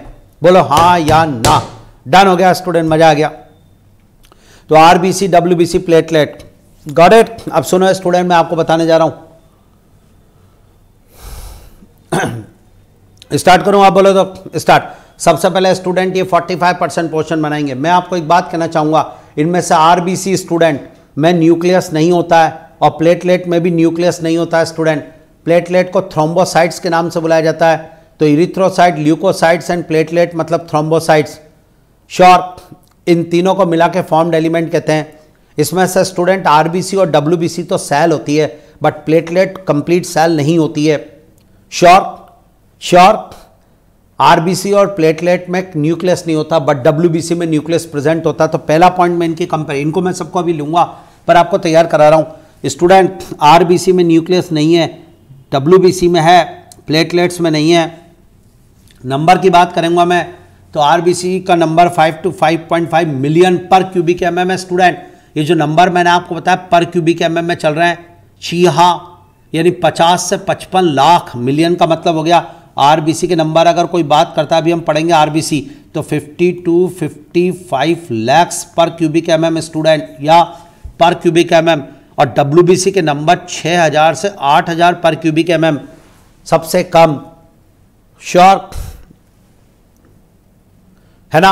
और अगर थ्रोम्बोसाइट के नंबर की बात की जाए तो 1.5 से स्टूडेंट 3.5 लाख के आसपास होते हैं चीहा, 1.5 से 3.5 लाख के आसपास। यानी स्टूडेंट अगर मैं आज नंबर का सीक्वेंस बताऊं तो सबसे ज़्यादा जो फॉर्म्ड एलिमेंट मिलेगा वो आरबीसी है, फिर डब्ल्यूबीसी है, या और फिर प्लेटलेट्स है स्टूडेंट। यह है ना मज़ेदार बात आपके लिए, चिया ये लीजिए अल्टीमेट, आरबीसी, डब्ल्यूबीसी, प्लेटलेट्स। सबसे ज़्यादा मोस्ट अबेडेंट फॉर्म्ड एलिमेंट वो है आरबीसी। आपको विश्वास नहीं होगा स्टूडेंट कि टोटल फॉर्म्ड एलिमेंट का 99% अकेली आरबीसी होती है, और 1% में डब्ल्यूबीसी और प्लेटलेट्स होते हैं। अल्टीमेट तैयार स्टूडेंट, आरबीसी, डब्ल्यूबीसी, प्लेटलेट्स। कुछ आ रहा है समझ में? श्योर। आरबीसी 50 to अगर आरबीसी 50 to 55 लैक्स स्टूडेंट, जबकि WBC 6000 to 8000, 10,000 maximum student. Size की बात करता हूं, साइज 7 to 8 माइक्रोन होता है आरबीसी की साइज स्टूडेंट, और डब्ल्यूबीसी की साइज 10 या 12 माइक्रोन से लेकर 20 माइक्रोन तक। लार्जेस्ट ब्लड कॉर्पस्कल्स डब्ल्यूबीसी है स्टूडेंट, और सबसे छोटी प्लेटलेट होती है। यानी अगर ये तो नंबर का सीक्वेंस था, अब अगर मैं साइज का सीक्वेंस बोलूं आपसे, साइज का सीक्वेंस स्टूडेंट ये, तो साइज का सीक्वेंस आपके सामने मैं अब देना चाहता हूं, तो आप बोलेंगे सर सबसे बड़ी डब्ल्यूबीसी है, मैंने कहा ओके है। फिर आप बोलेंगे सर उससे छोटी आरबीसी है और उससे छोटी प्लेटलेट्स है। ये लीजिए स्टूडेंट, ये हुआ अल्टीमेट तैयार आज। साइज का सीक्वेंस आपके सामने ये रहा, और नंबर का सीक्वेंस ऊपर वाला। सबसे ज़्यादा मिलने वाला ब्लड कॉर्पस्कल्स आरबीसी है। श्योर, हाँ या ना? सॉरी, बिल्कुल ये नंबर का सीक्वेंस रॉन्ग हो गया मुझसे। इधर देखिए, बिल्कुल सही कहा। यस, आरबीसी के नंबर का सीक्वेंस अगर मैं देना चाहूँ स्टूडेंट, तो नंबर का सीक्वेंस, यस स्टूडेंट। अब अगर मैं बात करना चाहूँ तो मेरे पास जवाब आ गया है, बिल्कुल सही कहा आप लोगों ने से। स्टार्ट सबसे ज़्यादा आरबीसी होती है, फिर प्लेटलेट्स होती है स्टूडेंट ये, और फिर डब्ल्यूबीसी होती है। मज़ा आ गया स्टूडेंट, कुछ भी कहो। तो आरबीसी, प्लेटलेट्स, डब्ल्यूबीसी, ये सीक्वेंस है, बिल्कुल सही, बिल्कुल सही। हाँ या ना? समझ में आ गया? तो साइज का सीक्वेंस डन, नंबर का सीक्वेंस डन मेरे बेटा। लार्जेस्ट आज ब्लड कॉर्पस्कल्स पूछे तो WBC, most abundant blood formed element पूछे तो आरबीसी, स्मॉलेस्ट फॉर्म्ड एलिमेंट पूछे तो प्लेटलेट, मिनिमम फॉर्म्ड एलिमेंट पूछे तो WBC, वाह वाह वाह, तैयार। अब आती है लाइफ स्पॉन, जीवन कितना है, हाँ या ना स्टूडेंट। और स्टूडेंट लाइफ स्पॉन सबसे ज़्यादा RBC का होता है 120 डेज का, WBC का लाइफ स्पॉन तो बहुत कम होता है। कुछ WBC तो 9-10 घंटे में मर जाती है, हमारी बॉडी में बनी और 10 घंटे बाद मर गई, 15 घंटे बाद मर गई, हाँ हाँ। और कुछ WBC जिंदा रहती है 5 दिन, 10 दिन, 20 दिन, 25 दिन, तो 8 घंटे से लेकर कुछ दिनों तक। और प्लेटलेट तो करीब एक हफ्ते तक या 4 या 5 दिन तक जिंदा रहती है स्टूडेंट, या श्योर।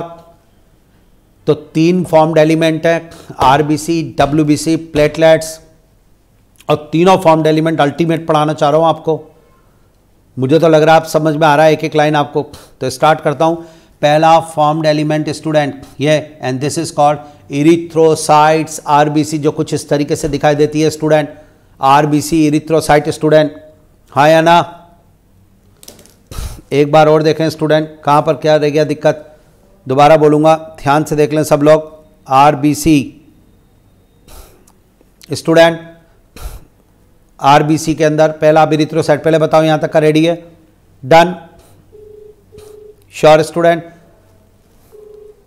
अब इधर देखना जो मैं कहना चाहूंगा आपको। अब आएगा स्टूडेंट इरिथ्रोसाइट, RBC, और RBC हमारा पहला है स्टूडेंट। सबसे पहली लाइन तो इसकी है कि मोस्ट एबेडेंट ब्लड कॉर्पस्कल से, मोस्ट एबेडेंट ब्लड कॉर्पस्कल से स्टूडेंट, श्योर। इरिथ्रोसाइट्स सबसे ज्यादा मिलती है, टोटल ब्लड सेल्स का 99% of total blood corpuscles, 99% of total blood corpuscles student अकेली होती है। 1% में WBC और प्लेटलेट्स होते हैं, श्योर। अब एक बहुत अच्छी बात बताता हूं, मैमेलियन RBC नॉन न्यूक्लिएटेड होती है student, non nucleated, biconcave shape की, disc like biconcave shape, non nucleated. Most of the mammals have non nucleated RBC student, devoid of nucleus. Student जब RBC बनती है ना, उस समय इनिशियल स्टेज में उसमें न्यूक्लियस होता है, पर डेवलप RBC के मैच्योरेशन के टाइम उसका न्यूक्लियस चला जाता है। तो मोस्ट इंपॉर्टेंट पॉइंट आएगा कि nucleus present in initial stage but degenerate during formation, double star, RBC are devoid of nucleus most of the mammals में स्टूडेंट यही है। एक बात आपको बतानी चाहिए कि RBC बाइकॉनकेव शेप की होती है। मैं आज RBC के बारे में आपको बहुत अच्छा ले जाना चाह रहा हूँ, सबका सपोर्ट मिल जाए बस स्टूडेंट। मान लीजिए मैं RBC के बारे में आपको कुछ ऐसी पॉइंट बताता हूँ कि ये हमारी RBC बाइकॉनकेव शेप है। बाइकॉनकेव शेप का सिग्निफिकेंट रोल कोई पूछे तो आज जवाब दे दूंगा मैं स्टूडेंट। सरफेस एरिया इंक्रीज हो जाता है, डिस्क लाइक बाइकॉनकेव, और गैसेस एक्सचेंज बहुत आराम से हो जाता है, जोरदार।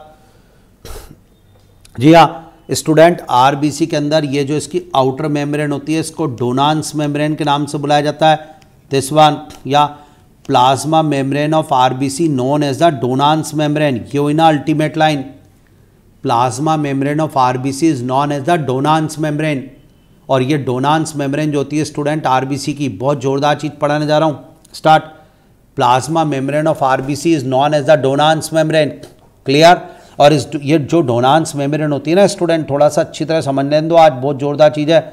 ये जो डोनांस मेम्ब्रेन है स्टूडेंट, थोड़ा सपोर्ट चाहिए आपका। ये डोनांस मेम्ब्रेन जो होती है स्टूडेंट्स, ये परमिएबल होती है, permeable for Cl minus and HCO3 minus. जी हाँ स्टूडेंट, इनके लिए तो परमिएबल होती है। And the most important point, impermeable.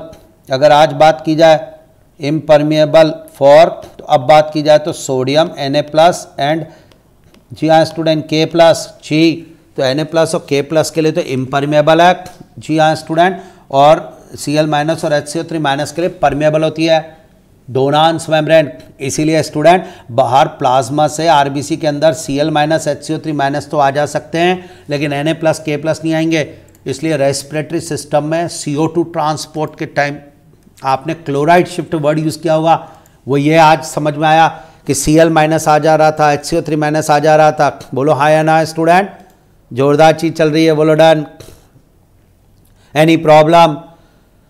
तो डोनांस मेम्ब्रेन किसके लिए परमिएबल है, किसके नहीं है, वो मैंने अपने बेटे को समझा दिया। अब मैं अगले पॉइंट पे आना चाहूँगा स्टूडेंट, मुझे और ज़्यादा सपोर्ट चाहिए आपका, स्टार्ट करूँगा।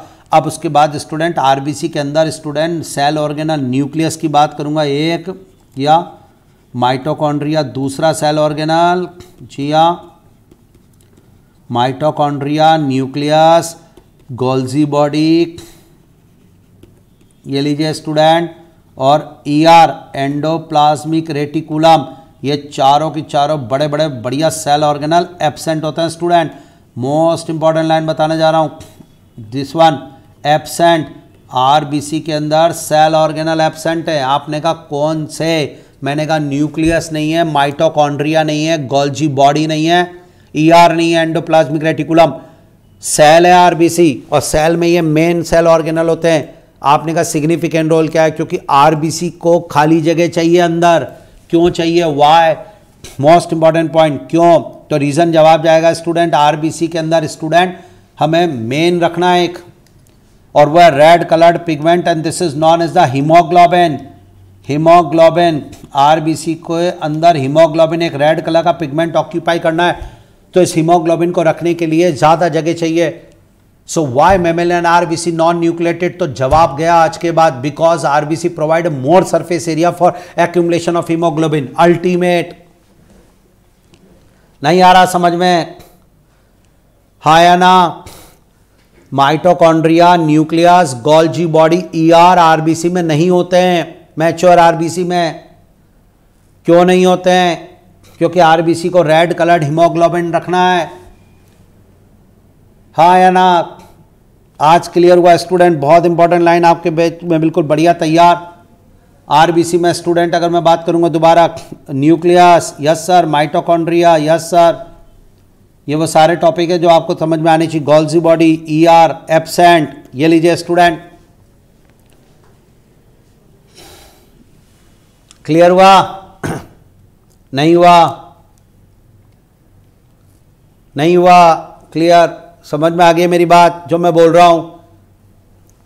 किसी को कोई भी इशू हो रहा है तो फटाफट बता दे।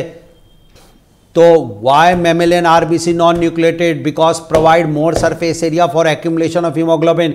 हीमोग्लोबिन बहुत काम की चीज है, उसको रखना है, क्या करें, रखे तो इनको हटाओ फिर, और क्या, सेल तो सेल है, सेल ने कह दिया भाई ये जगह फिक्स है। Got it? अब एक बात आपके बैच में और बोलता हूं स्टूडेंट, मजा आ जाएगा आपको। माइटोकॉन्ड्रिया नहीं है आरबीसी में, आपने कहा नहीं है, तो फिर आज आप सुन लो, आरबीसी में अगर माइटोकॉन्ड्रिया नहीं है तो मेरे बेटा एरोबिक रेस्पिरेशन कैसे होगा? क्रेब्स साइकिल याद है आपको?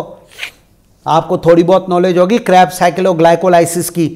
क्रेब्स साइकिल माइटोकॉन्ड्रिया में होता है और ग्लाइकोलाइसिस हमारे प्लाज्मा में होता है, सेल के साइटोप्लाज्म में होता है ग्लाइकोलाइसिस, और सेल के माइटोकॉन्ड्रिया में होता है क्रेब्स साइकिल। तो आरबीसी में माइटोकॉन्ड्रिया नहीं है तो आरबीसी में क्रेब्स साइकिल नहीं होगी। डन?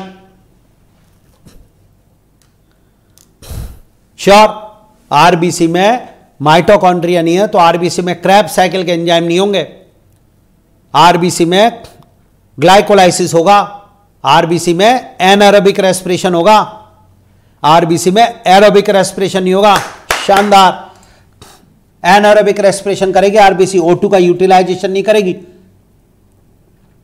जोरदार चीज पढ़ा रहा हूं, बिल्कुल ऐसी कि मजा आ जाए आपको।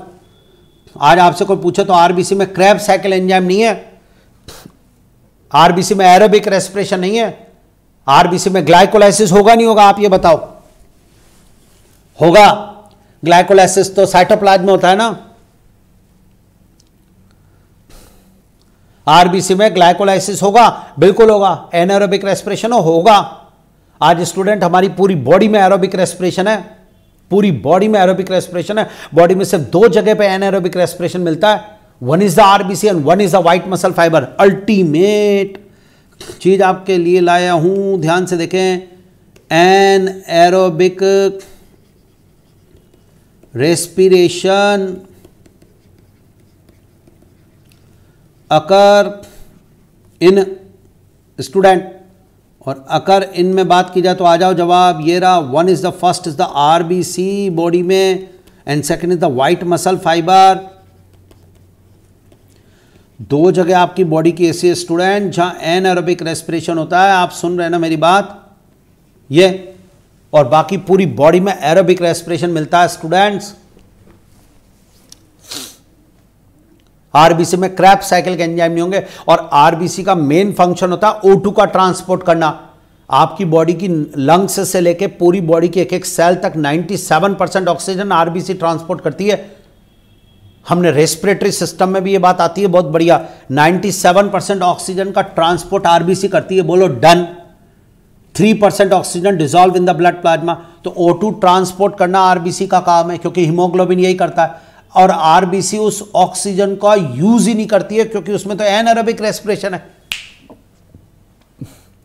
RBC not utilise the carrying O2। Done.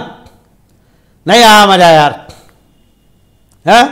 एक और बात बताता हूं स्टूडेंट, आरबीसी के अंदर स्टूडेंट ईआर नहीं है, एंडोप्लाज्मिक रेटिकुलम, और एंडोप्लाज्मिक रेटिकुलम हमारा साइटोस्केलेटन होता है, तो फिर आरबीसी में इशू आएगा। इसलिए आरबीसी के अंदर स्पेशल इलास्टिक प्रोटीन के बने हुए कुछ साइटोस्केलेटन होता है। छिया, सुन रहे हैं आप मेरी बात? आरबीसी में साइटोस्केलेटन होता है ये, और वो कहलाता है स्ट्रोमेटिन, जो फ्लेक्सिबल बॉडी करता है। In RBC endoplasmic reticulum absent, so endoskeleton is composed of structural protein, fat, cholesterol and present in the form of network stromatin. ये स्पॉन्जी साइटोस्केलेटन है, और इसी वजह से आरबीसी की जो शेप है वो फ्लेक्सिबल हो जाती है। छिया, आरबीसी की शेप फ्लेक्सिबल है क्योंकि उसका साइटोस्केलेटन फ्लेक्सिबल है, स्पॉन्जी साइटोस्केलेटन हो गया। Got it? आरबीसी का एंडोस्केलेटन स्ट्रोमेटिन है। क्या जरूरत पड़ेगी? क्योंकि आरबीसी ने कहा मैं एंडोप्लाज्मिक रेटिकुलम तो रख नहीं सकती, और इसकी वजह से इसकी फ्लेक्सिबल होगी, तो इसलिए आरबीसी आराम से कैपिलरी से पास हो जाती है। कैपिलरी का डायमीटर आरबीसी से कम है, पर आरबीसी फ्लेक्सिबल है। डन। ये पॉइंट क्लियर। आरबीसी की प्लाज्मा मेम्ब्रेन वाला पॉइंट भी हमारा क्लियर है या ना? Plasma membrane of RBC is called Donnan's membrane. It is highly permeable for some ion like Cl-, HCO3- ion, and permeable to sodium and impermeable to Na+ and K+ ion. मजा आ गया student? ये भी done हुआ जी साहब आपके लिए। अरे नालायकों, समझ में आ रहा है नहीं आ रहा है? बताओ भाई, कोई दिक्कत हो तो? मुझे लग रहा है मजा नहीं आ रहा है, मैं अगली क्लास नहीं लूं। बताते जाओ।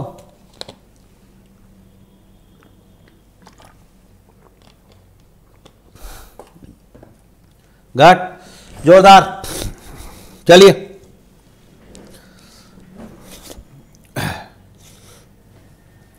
अच्छा, तो अगला पॉइंट हमारा ये भी क्लियर है। आरबीसी में Krebs cycle enzyme absent, aerobic respiration absent, RBC में glycolysis present, anaerobic respiration present. Done. एक बात और बताता हूं आपको, आरबीसी के अंदर एक एंजाइम होता है कार्बोनिक एनहाइड्रेज एंजाइम। ये जिंक कंटेनिंग एंजाइम है जो CO2 ट्रांसपोर्ट का काम करता है। CO2 ट्रांसपोर्ट में हेल्प करता है कार्बोनिक एनहाइड्रेज एंजाइम।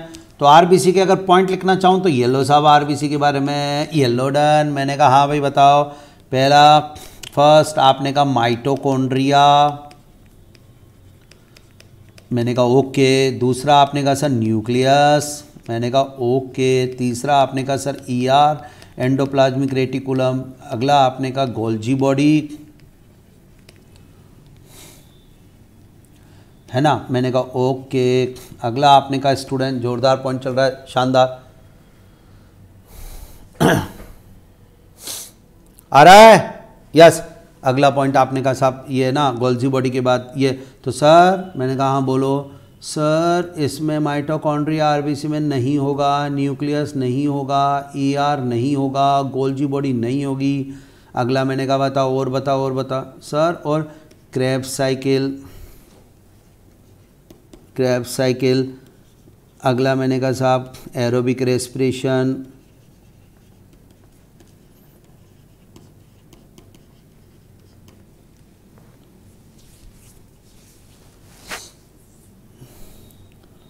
रेस्पिरेशन। अगला मैंने कहा साहब ग्लाइकोलाइसिस। अगला मैंने कहा साहब एनारोबिक रेस्पिरेशन। जोरदार यार, मज़ा आ गया कुछ भी कहो, है ना। ये सब चीज़ें आरबीसी के लिए बारे में चल रही है। अरे वाह भाई वाह वाह वाह। आपने कहा सर यस क्रैब साइकिल नहीं होगा, एरोबिक रेस्पिरेशन नहीं होगा, ग्लाइकोलाइसिस यस ग्लाइकोलाइसिस होगी, एनारोबिक रेस्पिरेशन होगा। मैंने कहा और बता, 9 नंबर पे कार्बोनिक एनहाइड्रेस एंजाइम होगा।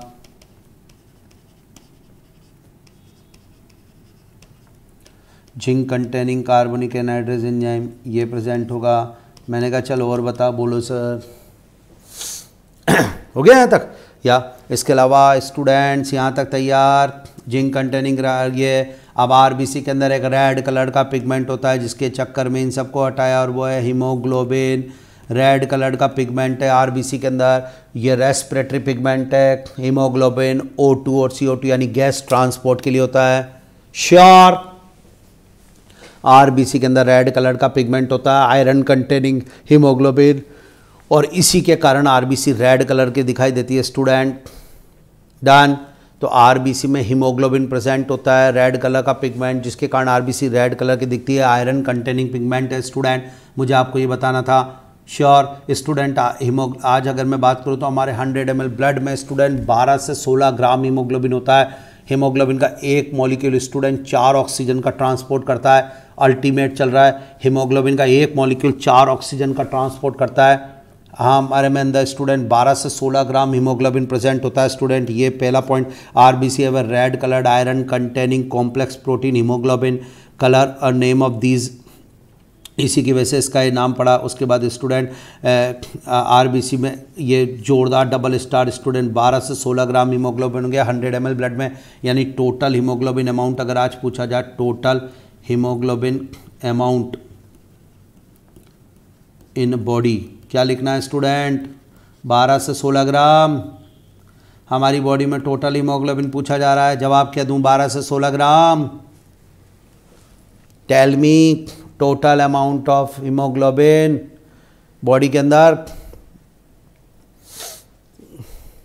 है 12 से 16 ग्राम ना? नो सर, 12 से 16 ग्राम नहीं होगा टोटल हीमोग्लोबिन अमाउंट।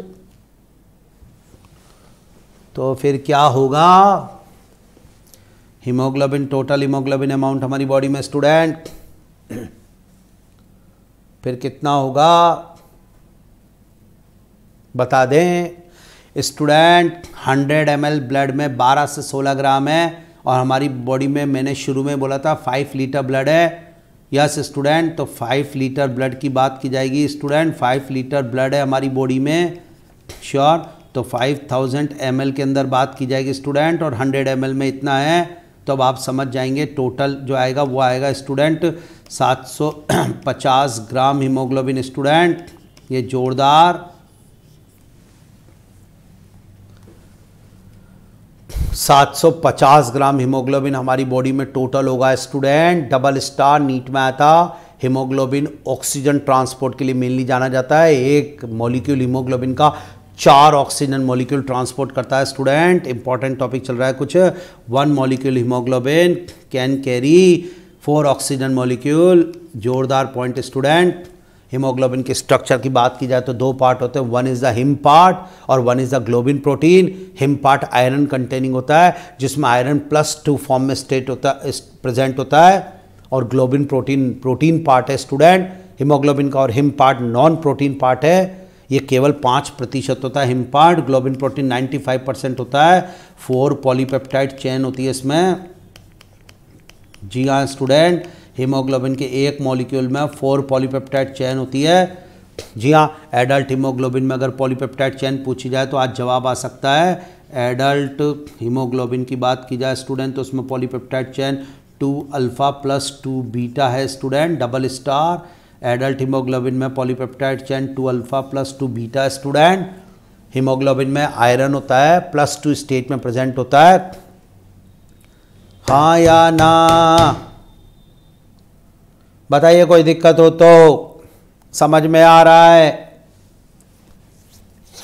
वीडियो दिख रहा है? वीडियो पॉज हो गया क्या? बताओ, वीडियो पॉज हो गया क्या?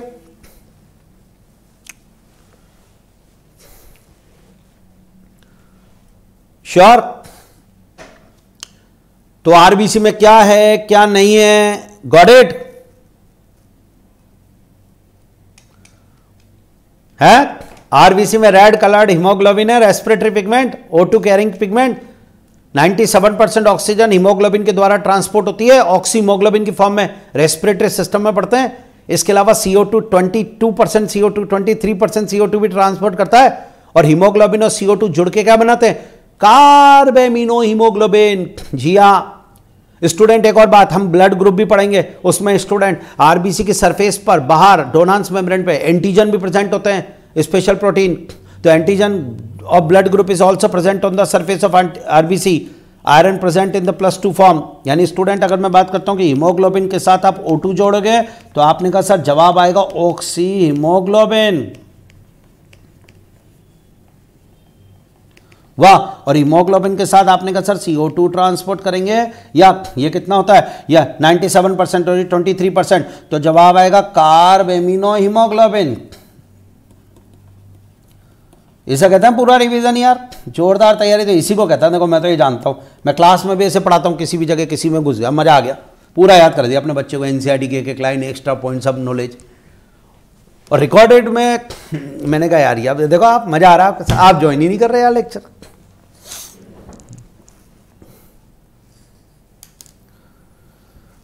डन। सुनिए स्टूडेंट, तो आरबीसी के बारे में जनरल इंफॉर्मेशन कंप्लीट हो रही है। अब आएगी आरबीसी की बाइकोन शेप। तो आरबीसी की बाइकोन की शेप होती है डिस्क लाइक बाइकोन के, सरफेस एरिया इंक्रीज होता है स्टूडेंट, इससे गैसेस सेक्शन में आसानी से ऑक्सीजन निकल जाती है, आ जाती है। तो आरबीसी की शेप जो होती है बाइकोन के होती है disc like, biconcave comma disc like. Yes student, लेकिन कुछ मैमल्स में ऐसा नहीं है, जैसे कैमल और लामा, उनमें बाइकॉन्वेक्स है और ओवल शेप है। डन, येलो साहब। अच्छा, आरबीसी की लाइफ स्पॉन 120 डेज। एनसीईआरटी की लाइन डबल स्टार के साथ एनसीईआरटी चल रही है स्टूडेंट। मज़ा आ गया, सारी पॉइंट एनसीईआरटी के देने हमें, तो अच्छा कुछ भी हो जाए। तो एनसीईआरटी भी बहुत अल्टीमेट तैयार हो गया हमारा। एनसीईआरटी की लाइन लाइफ स्पॉन 120 डेज हो गया। स्टूडेंट आपको एक बात बताना चाहूंगा कि आरबीसी जब मर जाती है 120 दिन बाद, तो आपके ब्लड में कचरे की तरह घूम रही है, तो उसको हटाने का काम स्प्लिन करती है। डन। डेड आरबीसी डेस्ट्रॉयड इन स्प्लिन, इसलिए आरबीसी को कहते हैं ग्रेवयार्ड ऑफ आरबीसी, स्प्लिन को कहते हैं graveyard of RBC spleen. Sure. Extra जो आरबीसी होती है वो भी स्प्लिन में स्टोर रहती है स्टूडेंट, इसलिए ब्लड बैंक ऑफ बॉडी भी स्प्लिन है। स्प्लिन हमारा एक लिम्फॉइड ऑर्गन है स्टूडेंट। हाँ, आज अगर बोला जाए स्टूडेंट, आपको इंपॉर्टेंट लाइन बता रहा हूं कि blood bank of body, blood bank of body, sudden blood loss होने पे अगर बॉडी को ब्लड चाहिए तो कौन सा ऑर्गन देगा, जवाब स्प्लिन है। मैं स्प्लिन पढ़ाऊंगा आपको शॉर्ट में, हाँ है ना। Blood bank of body spleen, और ग्रेवयार्ड ऑफ आरबीसी ये भी स्प्लिन स्टूडेंट, ये ग्रेवयार्ड है स्टूडेंट, ये लो student graveyard of RBC. Done. ये भी स्प्लिन, दोनों केस में स्प्लिन है student, blood bank of body और ग्रेवयार्ड ऑफ आरबीसी, दोनों केस में स्प्लिन का आंसर जाता है। सडन ब्लड लॉस होने पे अगर बॉडी को कोई पूछे ब्लड कौन दे रहा है, तो जवाब आज समझ में आ गया अपने बच्चे को। अल्टीमेट तैयार। ये double star, largest lymphoid organ आपकी बॉडी का स्प्लिन है, सेकेंडरी लिम्फॉइड ऑर्गन है आपकी बॉडी का स्प्लिन। सडन ब्लड लॉस होने पे, आरबीसी डिस्ट्रॉयड होने के बाद उसको आरबीसी को हटाने का काम स्प्लिन कर गया। कैमल और लामा मैमल है स्टूडेंट एक स्पेशल। और आरबीसी की साइज की बात की जाए तो आरबीसी की साइज 7 to 8 माइक्रोन होती है स्टूडेंट, ये लीजिए। यानी आरबीसी के स्पेशल पॉइंट चले, अगर आज के बाद कोई बोले शेप, तो आपने भी कह डाला बाइकॉनकेव,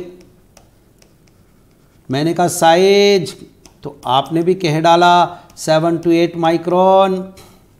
वाह, हाँ है ना। मैंने कहा डिस्ट्रॉयड बाय,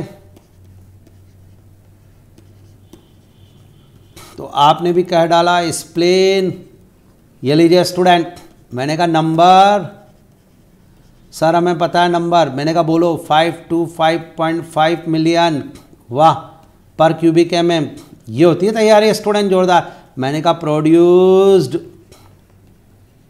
बाय, तो आपने भी कह डाला रेड बोन मेरो, तो आरबीसी हमारी रेड बोन मेरो में बनती है। आरबीसी की साइज 7 to 8 माइक्रोन है। आरबीसी में न्यूक्लियस नहीं है। अल्टीमेट तैयारी, बोलो क्या नालायकों, कुछ समझ में भी आ रहा है? ग्रेवयार्ड मतलब शमशान। सर ग्रेवयार्ड मतलब जहां दफनाया जाता है। जी हाँ, कब्रिस्तान, कब्रिस्तान। ठीक है स्टूडेंट, आरबीसी के बनने के प्रोसेस को इरिथ्रोपोइसिस के नाम से बुलाते हैं स्टूडेंट, और जो ऑर्गन इस काम को करते हैं उसको इरिथ्रोपोइटिक ऑर्गन के नाम से बोलते हैं। डन। आज बहुत सारे स्पेशल पॉइंट आरबीसी के चल रहे हैं, इतने सारे पॉइंट पढ़ा है आपको। आरबीसी के फॉर्मेशन को इरिथ्रोपोइसिस कहते हैं, और जो ऑर्गन इस काम के लिए पर्टिकुलर है उन्हें इरिथ्रोपोइटिक ऑर्गन कहते हैं। आपकी बॉडी में स्टूडेंट आरबीसी का फॉर्मेशन रेड बोन मेरो में होता है। बर्थ से लेकर डेथ तक स्टूडेंट इरिथ्रोपोइसिस स्टार्ट इन, जवाब रेड बोन मेरो। लेकिन स्टूडेंट अगर मैं एम्ब्रियो स्टेज की बात करूं तो सबसे पहली आरबीसी यॉर्क सैक में बनी थी हमारी बॉडी में। यॉर्क सैक हमारी एक मेम्ब्रेन है एम्ब्रियोनिक डेवलपमेंट के टाइम पे। उसके बाद लीवर बनाता है आरबीसी, फिर स्प्लिन बनाता है कुछ अमाउंट में स्टूडेंट, हाँ, और फिर रेड बोन मेरो बनाना चालू कर देता है। तो एम्ब्रियो स्टेज में सबसे पहले आरबीसी स्टूडेंट यॉर्क सैक में बनी। फर्स्ट हिमोपोइटिक ऑर्गन आपका यही है, फिर लीवर बनाने लगा, फिर स्प्लिन ने बनाई। लेकिन आज अगर बात की जाए तो सिर्फ रेड बोन मेरो बनाती है। अब आप बोलोगे रेड बोन मेरो कहाँ है स्टूडेंट? रेड बोन मेरो हमारी बॉडी में कुछ पर्टिकुलर बोन्स में है स्टूडेंट। जी हाँ स्टूडेंट, जो हमारी लॉन्ग बोन्स होती है, आज आपको नॉलेज देना चाहूँगा कि जैसे लॉन्ग बोन्स है तो लॉन्ग बोन्स में स्टूडेंट ये उनके टर्मिनल एंड होते हैं जो इस तरीके से राउंडेड होते हैं, और फिर ये स्ट्रेट होता है उनका स्टूडेंट मिडिल पोर्शन, या और ये इस तरीके दिस वन, ये तो ये जो एंड्स होते हैं ना स्टूडेंट, एक लॉन्ग बोन्स है ये, इसको थोड़ा सा नॉलेज, ये स्टार्ट। तो जो एंड्स होते हैं स्टूडेंट ये इन एंड्स के अंदर ध्यान से देखिएगा, थोड़ा सा मैं सपोर्ट करवाना चाहता हूँ। स्टार्ट यहाँ रेड बोन मेरो होता है स्टूडेंट एंड्स पर, तो लॉन्ग बोन्स के एंड्स पर रेड बोन मेरो होता है स्टूडेंट, यस डबल स्टार। और लॉन्ग बोन्स के मिडिल में स्टूडेंट अगर बात की जाए, आपसे मैं कहना चाहूँगा थोड़ा सा सपोर्ट चाहिए मुझे स्टार।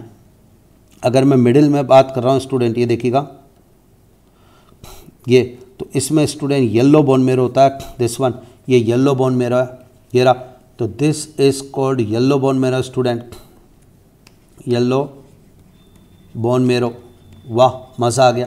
तो स्टूडेंट लॉन्ग बोन्स के एंड्स पर तो होता है रेड बोन मेरो, और लॉन्ग बोन्स के स्टूडेंट मिडिल में होता है येलो बोन मेरो, हाँ है ना? तो ये है, तो रेड बोन मेरो में आरबीसी का प्रोडक्शन होता है, येलो बोन मेरो तो फैट को स्टोर करने का काम करता है, हाँ है ना? डन। तो अब हमारी बॉडी में रेड बोन मेरो है कहाँ पर, ये भी बताना पड़ेगा स्टूडेंट। हमारी बॉडी में रेड बोन मेरो स्कल बोन्स में है, हमारी रिब्स में है, हमारे वर्टिब्रे में है, शॉर्क, ये वो जगह हैं, ribs, vertebrae, skull bone, sternum, और इसके अलावा हमारी जितनी भी हाथ पैरों की लंबी हड्डियाँ उनके एंड्स पर। तो स्टूडेंट कहाँ पर रेड बोन मेरो found in the ends of long bones, skull bones, vertebrae, ribs, sternum, ये सब वो जगह जहाँ आरबीसी का प्रोडक्शन होता है आपकी बॉडी में स्टूडेंट। अल्टीमेट तैयारी चल रही है। हाँ एक बात और बताऊँ स्टूडेंट, इमैच्योर आरबीसी बनती है। इमैच्योर आरबीसी जो होती है ना स्टूडेंट, उसको मैचुरेशन का काम करता है विटामिन B12, साइनिकोबाल्मिन नाम होता है विटामिन B12 का, विटामिन B12 दिस वन,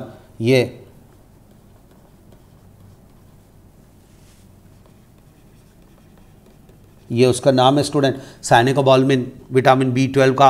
और स्टूडेंट समझ में आ रहा है आपको, साइनिकोबाल्मिन B12 का नाम होता है स्टूडेंट, और विटामिन B12 और फॉलिक एसिड आरबीसी के मैचुरेशन के लिए ज़रूरी होते हैं। इसलिए विटामिन B12 अगर नहीं आएगा ना तो आरबीसी इमैच्योर रहेगी, लार्ज इमैच्योर आरबीसी, इमैचुरेशन, और तब ऐसी कंडीशन में डिजीज़ होगी पर्नीशियस एनीमिया। तो स्टूडेंट इंपॉर्टेंट लाइन जो आपको बताना चाहता हूँ तो वही है, अगर विटामिन B12 नहीं आएगा ना, जो डिजीज़ होगी ना उसे कहते हैं पर्नीशियस एनीमिया। मज़ा आ गया स्टूडेंट, कुछ भी कहो, हाँ या ना? डन। तो मैचुरेशन ऑफ आरबीसी के लिए क्या चाहिए वो बताया आपको आज, बिल्कुल एक एक लाइन ऐसे कि मज़ा आ जाए। Any problem? RBC produced in red bone marrow, RBC produced in red bone marrow, RBC destroyed by spleen, RBC की शेप बाइकॉनकेव, आरबीसी की साइज 7 to 8 माइक्रोन, आरबीसी के number 5 to 5.5 million. Done. RBC का life span 120 days, RBC maturation by vitamin B12 and folic acid. ये लीजिए student, ये भी point clear, ये भी पॉइंट क्लियर, ये भी पॉइंट क्लियर, डन। आरबीसी के नंबर, ये एक बात मैं आपको बताऊं student, 0.9% NaCl solution is isotonic to RBC student. जी हाँ, ये आरबीसी के आइसोटोनिक हो गया। अब स्टूडेंट आप हाइपरटोनिक और हाइपोटोनिक दोनों जानते होंगे, जरा मैं आपको बताना चाहता हूँ। आरबीसी हाइपरटोनिक और हाइपोटोनिक दोनों केस आपको बताना चाहूँगा। 0.9% सॉल्यूशन से अगर ज़्यादा सॉल्यूशन उसमें डाला जाएगा आरबीसी को तो वो हाइपरटोनिक हो गया, और हाइपरटोनिक केस में आरबीसी में से पानी निकल जाएगा और आरबीसी श्रिंक हो जाएगी। और अगर हाइपोटोनिक मीडियम में डालोगे यानी 0.9% NaCl से कम में, तो ऐसी कंडीशन पे आरबीसी में पानी घुसेगा और आरबीसी फूल जाएगी। श्योर। तो if RBC kept in hypertonic medium then shrink student, if RBC kept in hypotonic medium then swell up.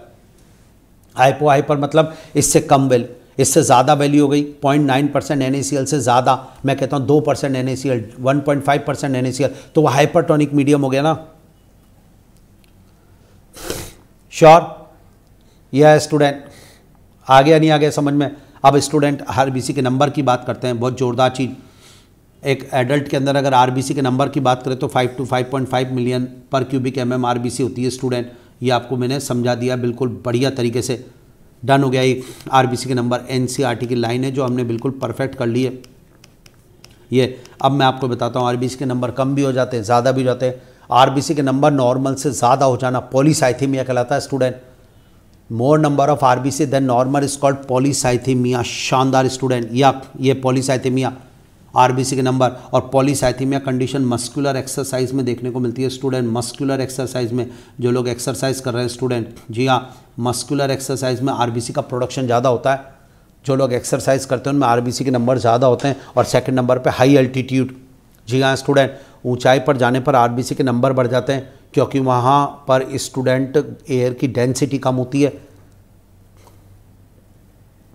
Any problem muscular exercise में student and at high altitude, and at high altitude, ये लीजिए student, high altitude, ये लीजिए student, this one. इन दोनों condition के अंदर RBC के number जो होते हैं वो इंक्रीज हो जाते हैं स्टूडेंट, मस्कुलर एक्सरसाइज और हाई एल्टीट्यूड में। ये लीजिए, ये तैयार। और ऊंचाई पर जाने पर, और जब भी आरबीसी के नंबर बहुत ज़्यादा हो जाएंगे ना स्टूडेंट, तब ऐसी कंडीशन में ब्लड गाढ़ा हो जाएगा, उसकी विस्कोसिटी बढ़ जाएगी। तो पॉलीसाइथेमिया कंडीशन आरबीसी के नंबर बढ़ जाने को कहते हैं।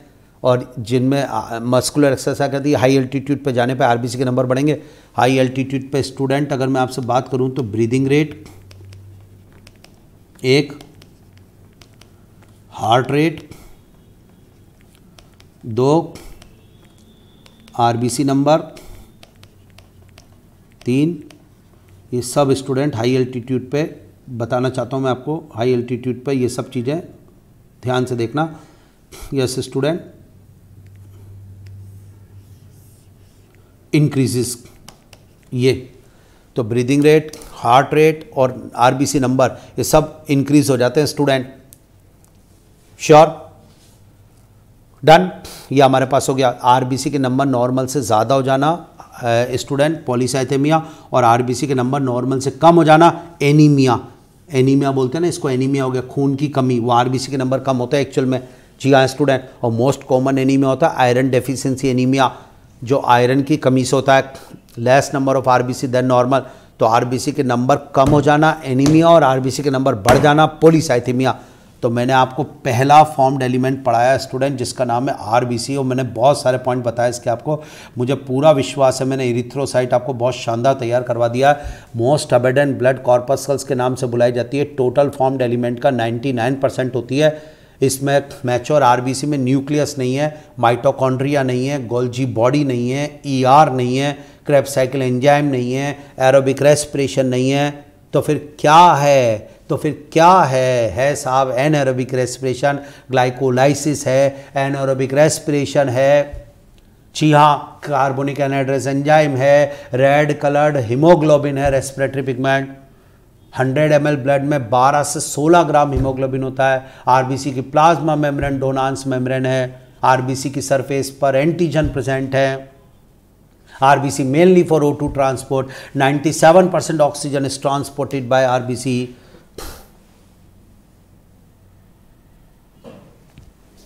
हाँ या ना? Any problem? यह है साहब जोरदार टॉपिक। आरबीसी की साइज 7 to 8 माइक्रोन, आरबीसी की शेप बाइकॉनकेव, आरबीसी के number 5 to 5.5 million. Done. RBC के नंबर नॉर्मल से ज़्यादा हो जाना पॉलीसाइथेमिया, आरबीसी के नंबर नॉर्मल से कम हो जाना एनीमिया। डन। Sure student? तो ये आरबीसी टॉपिक पढ़ाया, बहुत जोरदार चीज बताई। और ये तो हमने ब्लड टॉपिक स्टार्ट किया, उसमें हमें 4 टॉपिक पढ़ने, प्लाज्मा पढ़ा दिया, आरबीसी पढ़ा दिया, अब बचता है ल्यूकोसाइट और थ्रोम्बोसाइट यानी डब्ल्यूबीसी और प्लेटलेट्स। श्योर? इसको मैं आपको नेक्स्ट लाइव क्लास में पढ़ाऊंगा। पहले आप ये बताओ आज जो पढ़ाया वो समझ में आया या नहीं आया? आया? डन। थंब देकर फटाफट रिप्रेजेंट करो, मुझे खुशी मिलनी चाहिए ताकि मैं अगली क्लास में आऊं। जल्दी बताओ। आया? जोरदार समझ में आना चाहिए।